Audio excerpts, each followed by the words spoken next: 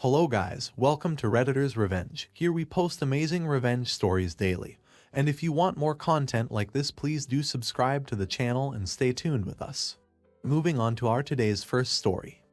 It's hard living with extremely conservative parents who have a narrow viewpoint on a lot of things, but it's even harder when these parents are rich and powerful. At 27, grew up my entire life in luxury as my parents had a very successful investment company. So we were extremely well off. I lived in a massive house, got the best education money can buy, and traveled all over the world all before I could even graduate. I was extremely fortunate to be wealthy and have such a family, but the thing is, my family didn't have the best opinions when it came to a lot of stuff.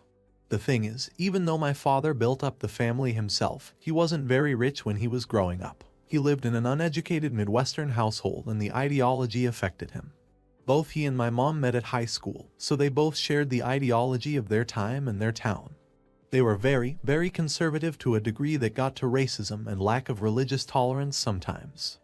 The thing is, I could always ignore my parents' viewpoints since they never really affected me in any way other than avoiding having a debate with them at dinner, which we rarely had together. I had my own life to live, but they had a say in a lot of my choices.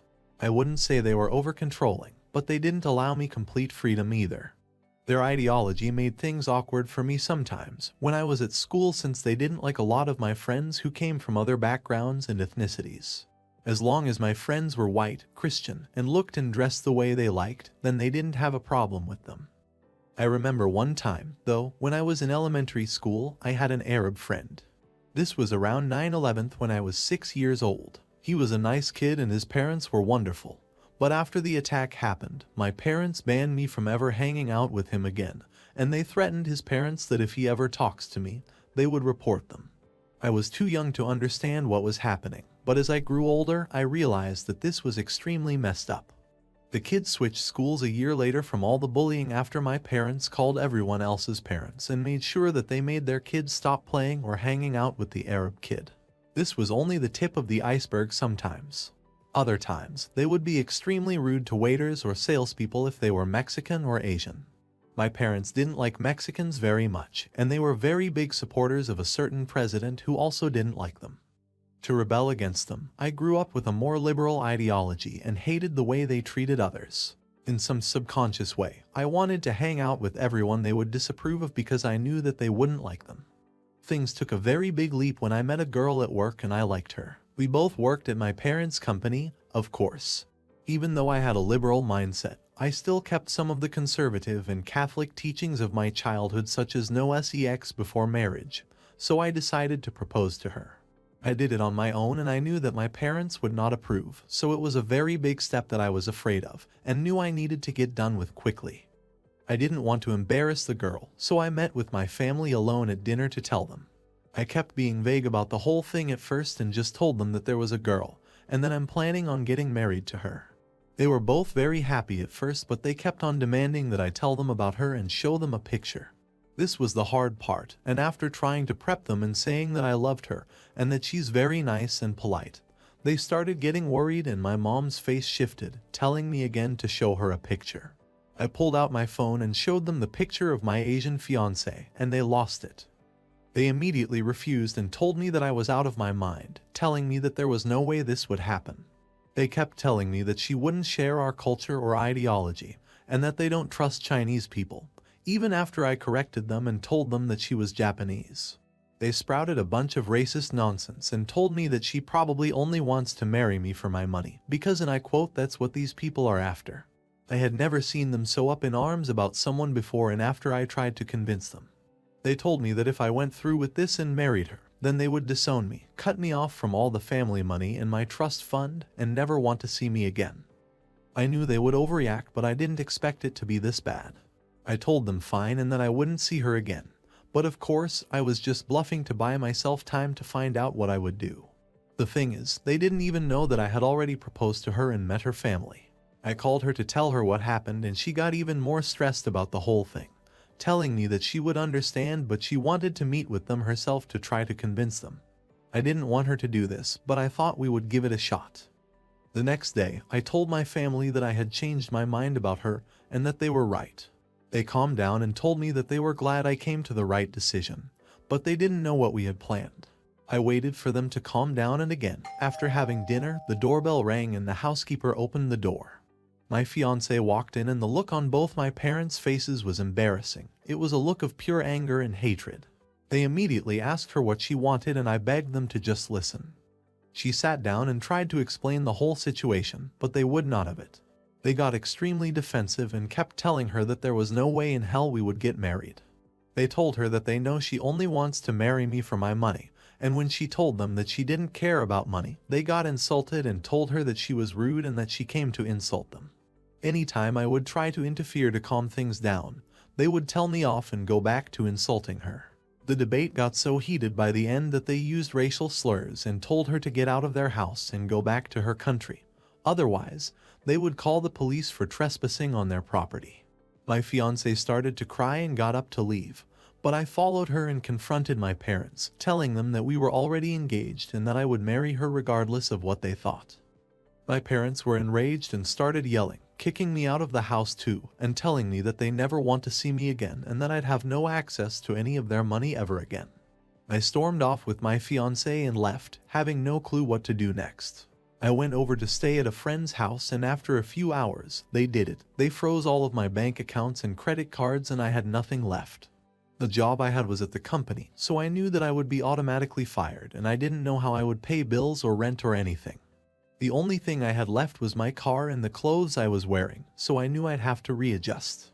I stayed over at my friend's house for a few days to figure out what my next step would be, but my fiancé supported me wholeheartedly, telling me that I was a real man and that she would be fine living with me in a tiny apartment, if that's all I could afford. She told me that she was also fired from her job at my parents' company, so we both had no clue what to do. She was living alone in her apartment as her entire family was in Japan, and she even considered going back, but I convinced her not to and that we would find something to do. I tried calling my family a couple of times, but they wouldn't even respond, so I knew I'd have to do everything on my own. I lived at my friend's house for a bit until I found a job as an accountant. It wasn't the best paying job, but it was better than nothing. After about a month, I moved out of my friend's house and was able to pay my rent. My fiancé was also doing the same, so after 2 months we had an idea of just getting married and living in one place instead of paying 2 rent.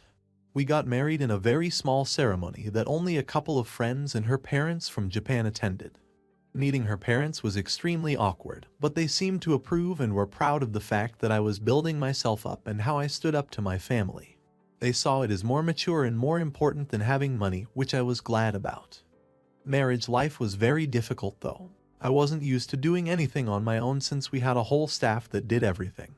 Because both my fiancé and I were working, we had to share a lot of the responsibilities, and I had no idea how to cook or clean, or do anything. It was a learning curve, and we struggled a lot both with chores and with money. One time, I decided to make steak, and I almost burned the entire apartment down and ruined the stove. Even though I was struggling, my wife appreciated every effort. I had a long-term plan, though. I wasn't going to stay like this forever. I needed to get back to the social level I was used to, and I wanted to get back at my parents. After 3 years, I started working on it. I had too much knowledge and too much experience working with my parents in investment, so I did exactly what I was learning about my entire life. I started investing and made a ton of money. My wife was thrilled, but we had to wait further. I used the money I made in these 3 years to open my startup, to grow it further and further to reach the status of my family's own company. I knew this would take an extremely long time, but I was patient, and they were only getting older and less wise. My company started growing and growing, and I had the one superpower my parents didn't: knowledge of trends and social media. I grew even further through advertisements and stupid trends like TikTok, but numbers were growing up and I was heading fast into the competition. Of course, my parents had no idea that the rising company was mine, but I knew they were taking note. They were the kind of business people who wanted to destroy any little guy that plays on their field, and I was determined to even that playing field. After 2 more years, my company had grown significantly, and I was eating up stock. My parents got involved in the drama because of inappropriate comments they had made that came to light. The controversy was because of a few texts that included racial slurs that someone leaked, and a journalist wrote an expose on them. Of course, the person who leaked these texts was me. I knew everything there is to know about them, And in the modern day of social justice and canceling those who deserved it, I had to take a shot at my parents for the horrible things they said. The uproar of their comments caused a large number of their employees who weren't white and Christian to quit the company, leaving them understaffed. The whole racist comments debacle caused their stock to go down significantly, and they were reeling from that attack. I still didn't want to call them or find out what was up, because I didn't care. I was happily married, my company was doing great, my investments were 90% successful, and I even managed to spend 3 months in Japan visiting my in-laws, where I met a couple of Japanese businessmen who were interested in growing the company even further, and we made some good deals together. Once I came back to the States, though, my one goal was to take over my family's company. When a bunch of investors pulled out of my parents' company after the expose came out, all that was missing was one more hit, and they were done for. In this case, I turned to my wife. The public wanted a story and my parents were already in the limelight and making headlines and lists of problematic CEOs. My wife came out in public videos talking about the entire thing and how she was degraded and fired for being an Asian woman. She didn't say she was my wife, but she said that she was treated horribly and in a violent racist way by both CEOs and fired for no professional related reason, and her hiring impacted her life and career. Once the interview came out, my family's company's stock plummeted even further, and their place in the corporate game was up for the taking. Once they were down, I snuck in with my company, bought a lot of their shares, and the company was basically on the brink of bankruptcy.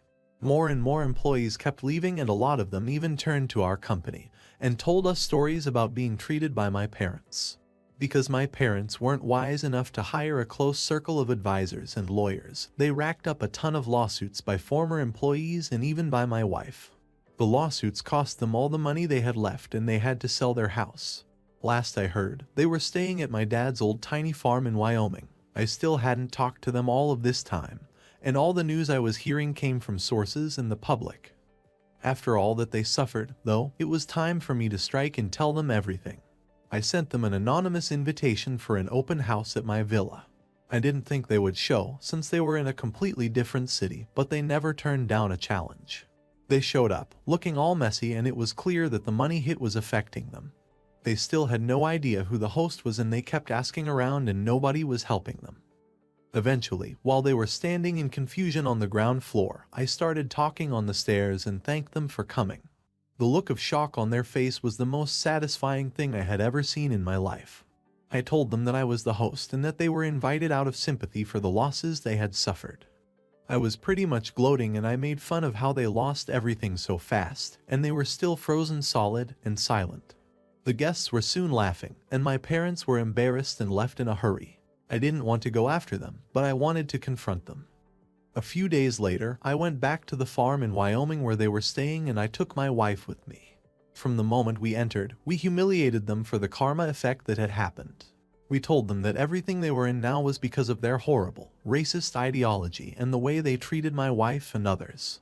They were confused at how I managed to make a company successful so efficiently and quickly, and I told them that the motivation of taking them down, plus the expertise I had gotten over the years, made it so. They were defeated and quiet, and they eventually started begging me for help and money and even begged my wife. The tables had completely turned, and they were desperate. My mom was crying, and my dad finally put down his tough redneck attitude in favor of being an actual human being. I told them that they left me to fare for myself and it's only fair I do the same to them, until they changed their methods and started being decent people again. Now, here is the end of our today's story, and I hope you guys are enjoying my content. So before leaving, you can share your thought about OP's racist whole parents and the revenge OP took on them in the comments section. Also hit the like button and subscribe to the channel to stay tuned with us for more satisfying revenge stories.